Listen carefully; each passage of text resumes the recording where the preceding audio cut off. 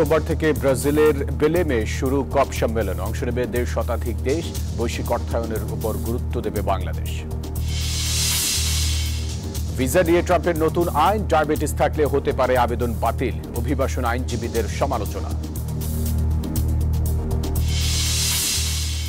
ওষুধ নিয়ে প্রবেশে নতুন নির্দেশনা সৌদি সরকারের, লাগবে ড্রাগ অথরিটির অনুমতি। প্রবাসীদের নিয়ম মানার পরামর্শ বিশেষজ্ঞদের।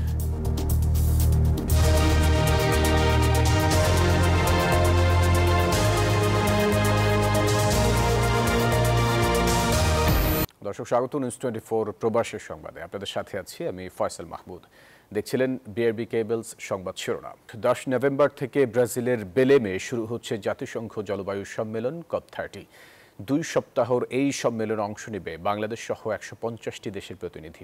গুরুত্ব পেতে পারে জলবায়ু পরিবর্তনের প্রভাব মোকাবিলা এবং অর্থায়ন সংক্রান্ত বিষয়গুলো। তবে বৈশ্বিক সংহতি এবং আর্থিক সহায়তার উপর জোর দেবে বাংলাদেশ। জলবায়ু পরিবর্তনের প্রভাব বাংলাদেশ সহ ঝুঁকিপূর্ণ দেশগুলোর জন্য সংকট কোনো তথ্য নয়, বর্তমান বাস্তবতা। এর প্রভাব শুধু অতিরিক্ত কার্বন নির্গমন নয়, কার্বন শোষণে বিশ্বের বনাঞ্চল ও রেইন ফরেস্টের নির্বিচার ধ্বংসও বটে। তাই তো বাসযোগ্য পৃথিবী গড়ার অঙ্গীকার নিয়ে প্রতি বছরের মতো এবারও শুরু হচ্ছে জাতিসংঘ জলবায়ু সম্মেলনের 30তম অধিবেশন COP30। COP30-র আসর আয়োজন করা হয়েছে অ্যামাজন অঞ্চলের শহর বেলেমে। অ্যামাজন রেইন ফরেস্টের কাছাকাছি এই সম্মেলন আয়োজনের মূল উদ্দেশ্য অ্যামাজনের গুরুত্ব সম্পর্কে বিশ্ববাসীকে সচেতন করা এবং জলবায়ু পরিবর্তন মোকাবেলায় বহুপাক্ষিক সহযোগিতা ও বাস্তবায়ন প্রক্রিয়া জোরদার করা। এমনটাই জানিয়েছে আয়োজক দেশ ব্রাজিল। বলা হচ্ছে এই সম্মেলন বৈশ্বিক উষ্ণতা বৃদ্ধি 1.5 ডিগ্রি সেলসিয়াসের মধ্যে সীমাবদ্ধ রাখার প্রচেষ্টা এবং নতুন জাতীয় কর্মপরিকল্পনা নিয়ে আলোচনা করবে। বরাবরের মতোই গুরুত্ব পাবে জলবায়ু পরিবর্তনের প্রভাব মোকাবেলা এবং জলবায়ু অর্থায়নের বিষয়টিও। তবে বাংলাদেশ জোর দেবে জলবায়ু ন্যায় বিচার, অভিযোজন সহায়তা ও বৈশ্বিক অর্থায়নের উপর। 10 নভেম্বর থেকে শুরু হওয়া এই সামিট চলবে 21 নভেম্বর পর্যন্ত। আসমাতুলি, নিউজ 24। শ্বেতাঙ্গ হত্যার অভিযোগে দক্ষিণ আফ্রিকায় অনুষ্ঠেয় G20 সম্মেলন বয়কট করছে যুক্তরাষ্ট্র। শুক্রবার এক পোস্টে এমন বার্তা দিয়েছেন ডোনাল্ড ট্রাম্প। দেশটির বিরুদ্ধে মানবাধিকার লঙ্ঘনের অভিযোগ আনেন মার্কিন প্রেসিডেন্ট। বলেন, দক্ষিণ আফ্রিকায় G20 সম্মেলন অনুষ্ঠিত হওয়াটাও লজ্জাজনক। দক্ষিণ আফ্রিকার সঙ্গে ট্রাম্প প্রশাসনের রসায়ন কখনোই মধুর ছিল না। দ্বিতীয় মেয়াদে ক্ষমতায় এসে শুল্ক আরোপ থেকে শুরু করে এবারে G20 সম্মেলন সব ক্ষেত্রেই তিক্ত সম্পর্কের জানান দিয়েছেন ডোনাল্ড ট্রাম্প। এরই ধারাবাহিকতায় দক্ষিণ আফ্রিকায় অনুষ্ঠেয় G20 সম্মেলন সম্পূর্ণ বয়কট করছে ট্রাম্প প্রশাসন। মার্কিন প্রেসিডেন্ট সাফ জানিয়েছেন তিনি নিজে তো যাবেনই না, যুক্তরাষ্ট্রের কোনো প্রতিনিধিকেও পাঠাবেন না দক্ষিণ আফ্রিকায়। ট্রাম্পের অভিযোগ, দেশটিতে শ্বেতাঙ্গদের হত্যা করা হচ্ছে, বেআইনিভাবে হাতিয়ে নেওয়া হচ্ছে তাদের জমি জমা।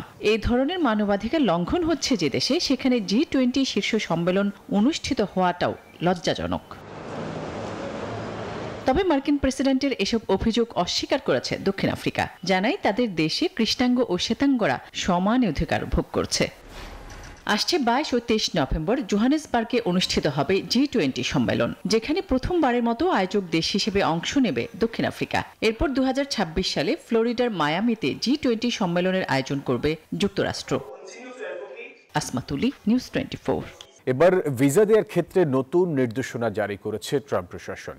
ডায়াবেটিস, হৃদরোগ সহ নির্দিষ্ট কিছু রোগ থাকলে মার্কিন ভিসা আবেদন প্রত্যাখ্যান করা হতে পারে বলে জানিয়েছে মার্কিন পররাষ্ট্র দপ্তর। এই নির্দেশিকা ট্রাম্প প্রশাসনের বিতর্কিত এবং কঠোর অভিবাসন নীতিরই একটি অংশ বলে মনে করছেন বিশ্লেষকরা। মার্কিন প্রেসিডেন্ট হিসেবে মসনদে বসেই অভিবাসীদের ঢল থামাতে একের পর এক বিতর্কিত সিদ্ধান্ত নেন ডোনাল্ড ট্রাম্প, যা নিয়ে আন্তর্জাতিক রাজনৈতিক অঙ্গনে আলোচনা তুঙ্গে। এই পরিস্থিতিতেই এবার ভিসা দেওয়ার ক্ষেত্রে নতুন নির্দেশিকা জারি করল ওয়াশিংটন। মার্কিন পররাষ্ট্র দপ্তরের তথ্য অনুযায়ী ডায়াবেটিক্স বা স্থূলতা সহ শারীরিক সমস্যা থাকলে আবেদনকারী চিকিৎসা ব্যয় বহন করতে সক্ষম কিনা তা মূল্যায়ন করা হবে। তারপর ভিসা চাওয়া বিদেশিদের আবেদন প্রত্যাখ্যান হতে পারে বলেও জানানো হয়। গণমাধ্যমের তথ্য বলছে, নির্দেশিকায় জারি করা নতুন নিয়মগুলো দীর্ঘদিন ধরে চলা নিয়ম থেকে অনেকটাই আলাদা। এতদিন ভিসা আবেদনকারীদের সংক্রামক রোগ শনাক্তকরণ, টিকাদান রেকর্ড এবং প্রয়োজনীয় স্বাস্থ্যমান যাচাইয়ের মধ্যে সীমাবদ্ধ ছিল। এদিকে যুক্তরাষ্ট্রের এই কঠোর নীতির সমালোচনা করেছেন অভিবাসী আইনজীবী এবং জনস্বাস্থ্য বিশেষজ্ঞরা। সেই সঙ্গে একে ট্রাম্প প্রশাসনের বিতর্কিত ও কঠোর অভিবাসন নীতিরই একটি অংশ বলে মনে করছেন বিশ্লেষকরা। আফরিন মৌ, নিউজ 24। ওষুধ নিয়ে প্রবেশের ক্ষেত্রে নতুন নির্দেশনা জারি করেছে সৌদি সরকার। 1 নভেম্বর থেকে যেসব ওষুধে অ্যালকোহল বা নিষিদ্ধ উপাদান রয়েছে সেগুলো নিতে হলে চিকিৎসকের প্রেসক্রিপশন এবং সৌদি ফুড অ্যান্ড ড্রাগ অথরিটির অনুমতি বাধ্যতামূলক। প্রবাসীদের নিয়ম মেনে চলার আহ্বান বিশেষজ্ঞদের। সৌদি আরব থেকে মোহাম্মদ ফিরোজের তথ্যছবিতে ডেস্ক রিপোর্ট। সৌদি আরবে প্রবেশে ঔষধ বহনের ক্ষেত্রে কঠোর হচ্ছে দেশটির স্বাস্থ্য ও নিরাপত্তা সংস্থা। 1 নভেম্বর থেকে যেসব ঔষধে অ্যালকোহল বা নিষিদ্ধ উপাদান রয়েছে সেগুলো নিতে হলে রেজিস্টার্ড চিকিৎসকের প্রেসক্রিপশন বা সৌদি ফুড অ্যান্ড ড্রাগ অথরিটির অনুমতি লাগবে বলে জানানো হয়েছে। গণমাধ্যমের তথ্য বলছে, এই অনুমতি নিতে হবে অনলাইনে এবং প্রবেশের সময় সেই অনুমতিপত্রের কপি সঙ্গে রাখতে হবে। না হলে মাদক দ্রব্য বহনের অভিযোগে জরিমানা, আটক বা আইনি জটিলতায় পড়তে পারেন প্রবাসীরা। বিশেষজ্ঞরা বলছেন, ভ্রমণের আগে যেসব ঔষধ নেওয়া হচ্ছে সেগুলো সৌদি সরকারের নিষিদ্ধ তালিকায় আছে কিনা তা ভালোভাবে যাচাই করা জরুরি। রিভোট্রিল একটা ওষুধ আছে যেগুলি সাধারণত ঘুমের ওষুধ, ঘুমের জন্য ব্যবহার করা হয়। তো এই ওষুধগুলা রিভোট্রিল আছে, তারপরে মাইডাজোলাম একটা ট্যাবলেট আছে যেগুলি অ্যালপ্রাজোলাম বলে, তারপরে আরেকটা ব্যথার ওষুধ আছে ট্রামাডল। এই ওষুধগুলা কিন্তু এখানে নিষিদ্ধ। কোনো মেডিসিন এরকম নিয়ে আসবেন না যেটা সৌদি আরবে নিষেধ অথবা আন্ডার কন্ট্রোল ড্রাগ। যারা প্যাকিং করে নিয়ে আসেন এয়ারপোর্ট থেকে, এগুলো পাওয়া গেলে জেল হতে পারে, আপনাদের পুলিশ কেস হতে পারে। বাংলাদেশ থেকে প্রবাসীরা সাধারণত ঘুমের ঔষধ রিভোট্রিল বা ক্লোনাজেপাম, ট্রামাডল 50 mg বা অ্যালজোলাম জাতীয় ঔষধ বহন করে থাকেন। কিন্তু এসব ঔষধ সৌদি আইনে মাদক দ্রব্য হিসেবে তালিকাভুক্ত, তাই এগুলোর সঙ্গে নেওয়া সম্পূর্ণ নিষিদ্ধ। সৌদি এফডিএ এর অনুমোদিত ছাড়া কেউ কোনো কিছু আনবে না, কারণ সৌদি আরবে সবকিছু পাওয়া যায়। আপনি যখন নতুন আসবেন আপনার ইন্স্যুরেন্স আছে, পুরানদের ইন্স্যুরেন্স আছে, ইন্স্যুরেন্সে আপনাকে সবকিছু দিবে। সৌদির আইন যারা অমান্য করবে তারা জেল, জরিমানা সবকিছু করতে হবে। বিশেষজ্ঞরা বলছেন, কেউ যদি ভুলবশত এই ঔষধ নিয়ে আটক হন তাহলে বাংলাদেশের পররাষ্ট্র মন্ত্রণালয়, সৌদি দূতাবাস ও সৌদি পররাষ্ট্র মন্ত্রণালয়ের সত্যায়িত প্রেসক্রিপশন জমা দিয়ে পুনরায় অনুমোদন নিতে হবে। এরপর লাইসেন্সধারী অনুবাদ কেন্দ্রের মাধ্যমে অনুবাদ করে তা সৌদি কোর্টে দাখিল করতে হবে। Desk report, news 24। মালদ্বীপে উদযাপিত হয়েছে জাতীয় বিপ্লব ও সংহতি দিবস। দিবসটি উপলক্ষে রাজধানী মালের একটি রেস্টুরেন্টে বিএনপি মালদ্বীপ শাখার উদ্যোগে আলোচনা সভার আয়োজন করা হয়। অনুষ্ঠানে সভাপতিত্ব করেন মালদ্বীপ বিএনপি সভাপতি মোহাম্মদ খলিলুর রহমান। সঞ্চালনা করেন সংগঠনের সাধারণ সম্পাদক মোহাম্মদ জহিরুল ইসলাম। আলোচনা সভায় বক্তারা 7 নভেম্বরের ঐতিহাসিক তাৎপর্য তুলে ধরে বলেন, এই দিনটি জাতীয় জীবনে স্বাধীনতা ও গণতন্ত্র রক্ষার মাইল ফলক। এ সময় শহীদ প্রেসিডেন্ট জিয়াউর রহমানের গণতান্ত্রিক দেশ গঠনের ভূমিকা স্মরণ করেন তারা। অনুষ্ঠানে প্রবাসী বিএনপি নেতাকর্মীরা বিপ্লব ও সংহতির চেতনায় উজ্জীবিত থাকার অঙ্গীকার করেন।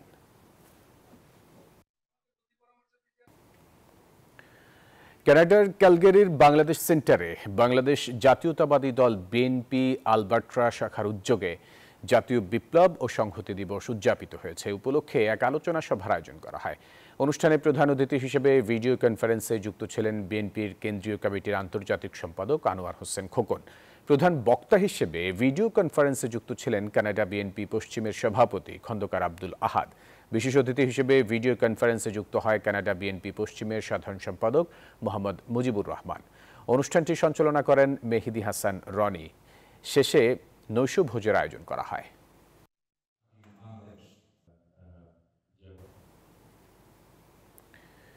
ওসমানী আন্তর্জাতিক বিমানবন্দরকে পূর্ণাঙ্গভাবে কার্যকর করার দাবিতে এক জরুরি বৈঠক করেছেন যুক্তরাজ্যে বসবাসরত সিলেটি কমিউনিটি নেতৃবৃন্দ। Campaign committee UK for fully functional Osmani international এয়ারপোর্টের উদ্যোগে লন্ডনের ইউডেনহাম সেন্টারে এই সভা হয়।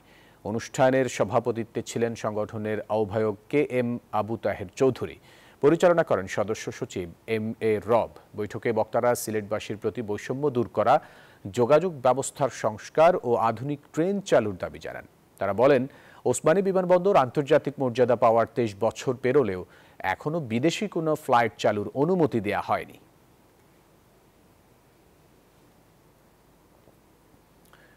কুয়েতে বাংলাদেশ ক্রিকেট অ্যাসোসিয়েশন আয়োজিত চ্যাম্পিয়ন লিগ 2024-25 সিজন 4 টুর্নামেন্টের শিরোপা জিতেছে জিলিপ প্রবাসী ক্রিকেট ক্লাব। শুক্রবার আল রাই ক্রিকেট গ্রাউন্ডে খেলা অনুষ্ঠিত হয়। এতে অংশ নেয় বাংলাদেশ সহ ভারত, পাকিস্তান, আফগানিস্তান ও শ্রীলঙ্কার মোট 20টি দল। টুর্নামেন্টের ফাইনালে বিবাড়িয়া একাদশকে 60 রানে হারিয়ে চ্যাম্পিয়নের মুকুট পরে জিলিপ প্রবাসী ক্রিকেট ক্লাব। খেলা শেষে সংগঠনের ভারপ্রাপ্ত সভাপতি মোহাম্মদ সরওয়ার্দির সভাপতিত্বে এবং সাধারণ সম্পাদক মোয়াজ্জেম হোসেনের সঞ্চালনায় পুরস্কার বিতরণ করা হয়। বিএনপির ভারপ্রাপ্ত চেয়ারম্যান তারেক রহমান বলেছেন, কারো দলীয় স্বার্থ রক্ষা করা অন্তর্বর্তী সরকারের কাজ নয়, আর সরকারের উপর চাপ প্রয়োগ করতে চায়নি বলেই জুলাই সনদে নোট অব ডিসেন্ট দিয়েছে বিএনপি। রাজধানীর কৃষিবিদ ইনস্টিটিউটে হিন্দু প্রতিনিধি সম্মেলনে তিনি এসব কথা বলেন। গুপ্ত রাজনীতির মাধ্যমে ফ্যাসিবাদী শক্তি যেন অনুপ্রবেশ করতে না পারে সে ব্যাপারে সবাইকে সতর্ক থাকার আহ্বান জানান তিনি। হিন্দু মুসলমান ভাই ভাই এভাবেই স্লোগানে মুখর হয়ে ওঠে কৃষিবিদ ইনস্টিটিউটে হিন্দু প্রতিনিধি সম্মেলন। বিএনপির প্রতি সমর্থন জানান মাতুয়া ঐক্য জোটের নেতাকর্মীরা। সমাবেশে প্রধান অতিথি হিসেবে ভার্চুয়ালি যুক্ত হন বিএনপির ভারপ্রাপ্ত চেয়ারম্যান তারেক রহমান। এ সময় প্রধান অতিথির বক্তব্যে তারেক রহমান বলেন, ফ্যাসিবাদ বিরোধী শক্তির কোনো দল গুপ্ত রাজনীতির সাহায্য নিয়েছিল। সেই একই পন্থায় যেন ফ্যাসিবাদীরা ফিরতে না পারে, সেজন্য ফ্যাসিবাদ বিরোধী সবাইকে ঐক্যবদ্ধ থাকতে হবে। পতিত পরাজিত ফ্যাসিবাদী অপশক্তিও বর্তমানে একইভাবে গুপ্ত কৌশল অবলম্বন করে দেশকে গণতন্ত্রের উত্তরণের পথকে বাধাগ্রস্ত করে তুলছে কিনা সে ব্যাপারে সজাগ দৃষ্টি রাখার জন্য আমি অন্তর্বর্তীকালীন সরকার এবং ফ্যাসিবাদ বিরোধী গণতান্ত্রিক শক্তিগুলোর প্রতি বিশেষভাবে আহ্বান জানাতে চাই। তিনি বলেন, সংখ্যালঘু বলতে দেশে কিছু নেই, সবাই বাংলাদেশি। আর দেশে শান্তি, সমঅধিকার, গণতন্ত্র প্রতিষ্ঠা করতে হলে আইনের শাসনের বিকল্প নেই। কারো দলীয় স্বার্থ রক্ষা সরকারের কাজ নয় বলেও মন্তব্য করেন তিনি। দলীয় স্বার্থ বাস্তবায়ন করা এই সরকারের কাজ নয় এবং এ কারণেই বিএনপি এই সরকারের প্রতি কোন রকম চাপ প্রয়োগ করার পরিবর্তে বরং ভিন্ন মতের জায়গাগুলোতে নোট অফ ডিসেন্ট এটাকেই বিএনপি ডিসেন্ট ওয়ে বলে মনে করে। তিনি আরো জানান, বেকার সমস্যা সমাধানে কারিগরি ও ভাষা শিক্ষা প্রদানে দক্ষ জনবল তৈরির কাজ করছে বিএনপি। এছাড়া জনগণের রায় পেয়ে ক্ষমতায় গেলে বিএনপি নারী ও কৃষকদের জন্য বিশেষ কার্ড দেওয়ার পরিকল্পনা করছে। জনগণের স্বার্থই সবচেয়ে অগ্রাধিকার। নাইম আলচিকো, নিউজ 24, ঢাকা।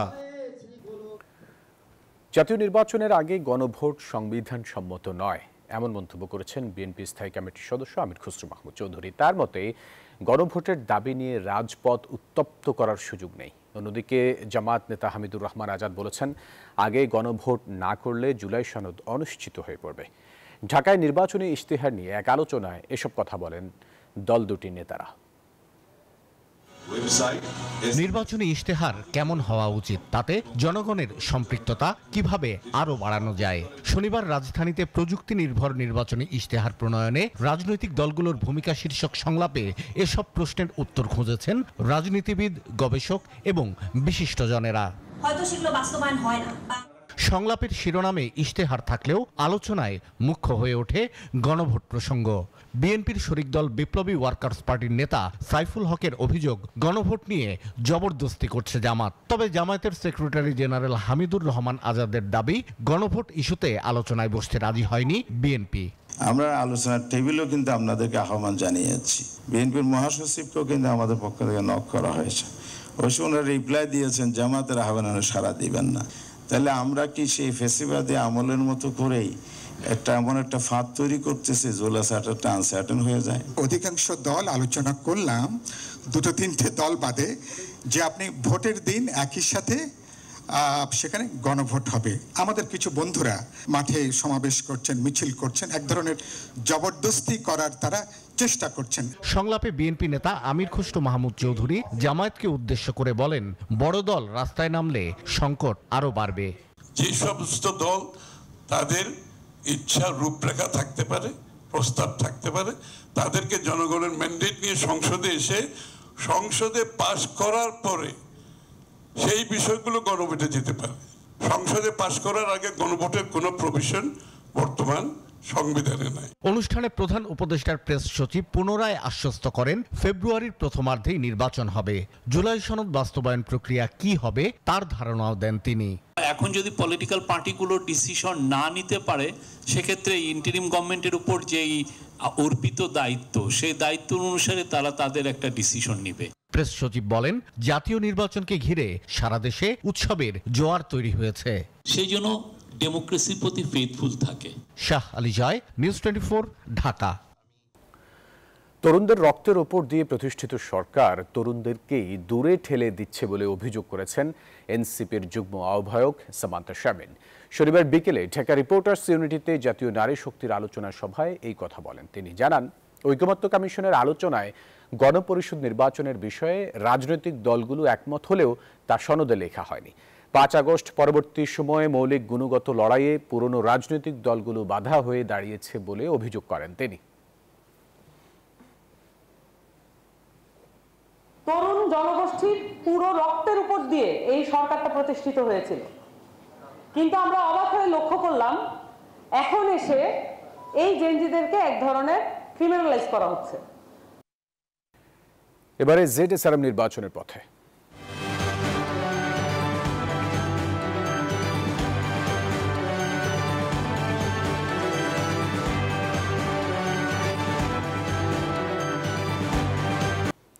বিগত 3 সংসদ নির্বাচনের অনিয়ম তদন্তে চট্টগ্রামে চলছে ইসির শুনানি। শনিবার সকালে বন্দরনগরের জেলা নির্বাচন কমিশন অফিসে দ্বিতীয় দিনের শুনানি শুরু হয়। শুনানিতে বিগত নির্বাচনে অনিয়ম কারচুপির ঘটনায় কতটা জড়িত নির্বাচনী কর্মকর্তারা তা খুঁজে বের করার চেষ্টা করা হয়। জাতীয় নির্বাচন তদন্ত কমিশনের সদস্য তাজরিয়ান আকরাম হোসেন ও ডক্টর মোহাম্মদ আব্দুল আলিম শুনানি করছেন। 2014 সালের চট্টগ্রাম 5 আসনের এক স্বতন্ত্র প্রার্থীও এতে অংশ নিচ্ছেন।